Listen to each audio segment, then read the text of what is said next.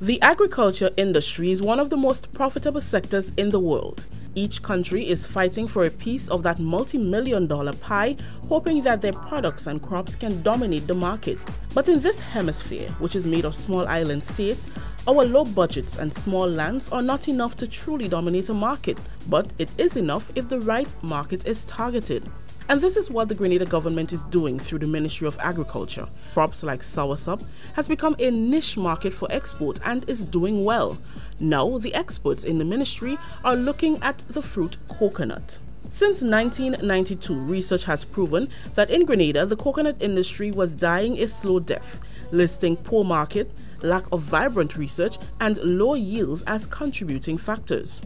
And if this wasn't a hard enough blow to the industry, Hurricanes Ivan and Emily did a number on the sector, destroying a grave percentage of the coconut trees. In June 2016, Grenada, through collaborated efforts of the Inter-American Institute for Cooperation on Agriculture, ICA, and the Mexican government, received 1,300 tissue culture coconut plants geared towards rehabilitating the coconut industry. Former Agriculture Minister Roland Bola was very instrumental in the process. Important as a means of providing employment and a means of sustenance for those people who were prepared and willing to farm coconuts, but more importantly, as was explained by the Honorary Council, for its medical properties. Yes, we know that in Grenada we continue to plant what we have, but we see what the results are, especially for the shorter variety, what we refer to commonly in Grenada as the dwarfs. We'll plant them, we may get 2 or 3 crops from it, and then they suddenly die. We have seen almost a total demise of the industry in Grenada. I mean, for those of us who are probably 35, 40-ish now, knew or still knows or understand the importance of the coconut in our diet and in our industry. In fact, we had a coconut industry here well established before in the 70s and 80s. That produce oil and soap. The new planting material or the clean planting material is highly resistant to lethal yellowing. Lethal yellowing has destroyed a number of coconut plantations in the Caribbean region. And we hope by having this disease-resistant planting material, it could really drive the rehabilitation process in Grenada. This mega coconut plant is disease resistant, especially to the insect-borne fruit disease called lethal yellowing. Grenada received 4 different varieties of the plants, including short and tall trees. The plants are housed at the Maribor Propagation Station and have to pass through several stages before they can be distributed to the farmers.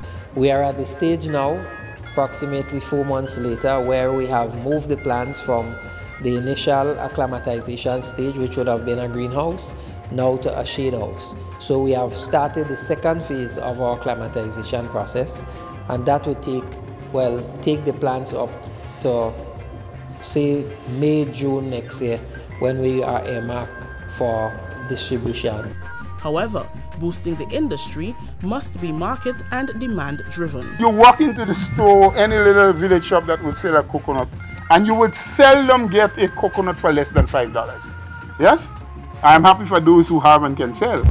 It seems like they're taking in a good something there, but I would rather prefer if we have more being produced, so at least we can get it at a reasonable price. In the industry so far, in the Caribbean, we should say, regionally, there is a demand for coconut. As a matter of fact, between 2008 to now, the trade in coconut and coconut products in the region has increased by about 230%. Yeah, we use a coconut spur grower from Mexico that came and make sure the plants are ripe, okay, and settle them down for the Ministry of Agriculture to take care of them. So this has been a few months ago now, and I think for the plants to be mature and be ready to be given away, it takes about 2 years, I think. Just last year, we received a request from a U.S. manufacturer for about 25,000 liters of coconut oil, virgin coconut oil, for 2015. And they were hoping that once we could supply that volume, it's going to expand going forward. Meet Miles, a small business owner of Paddock, St. George's, who bottles coconut water daily. For him, it is a task sourcing the coconuts. However, because of the demand for the cold beverage and the profit he makes, he's happy that the government is doing more to boost the industry. I just happened to enter this business, and I get to like the profit from it. So I'm into it full time now. Majority of customers prefer the bottle for convenience-wise, they grab and go, and the nut is inconvenient. You can't put it in your handbag. With the bottle you put it in your handbag and you move along and you get your nutritional value still. Hotelier at the True Blue Bay Resort, Magdalena Filden, explains how her hotel incorporates fresh coconut water in their breakfast menu. Coconuts are very, very exotic for people that don't live in the tropics. And I know when people come here for breakfast, we try to give them natural things that grow here. We are great believers in True Blue of using our natural resources to showcase Grenada. And one of them we decided to give our guests coconut water, and they love it. In the morning we have a big tray where we have all the coconut water, and people just can come and pick it up and drink it, and it's very healthy. As plans are ongoing to rehabilitate the coconut industry, consideration must also be given to the benefits it will inject into the economy. We hope that in time to come, within a few years, it wouldn't happen overnight. Within a few years, farmers going to have good, clean planting material, which are high yielding and disease resistant. A 1992 seminar in Jamaica, which analyzed the research and development of the industry within the Caribbean, made some recommendations to Grenada's authorities, which included improvement in agronomy strategies and training. Did Grenada finally heed to the call? Mexican and ECA officials are facilitating training for extension and nursery officials to better equip them with the skills necessary to nurture the plants before they mature enough for distribution. But germplasms will be established on the government control compounds, so we can do further propagation by growing the nuts and then selling or even continuing with a program, replanting program of making the plants available to the farmers. But there are some challenges.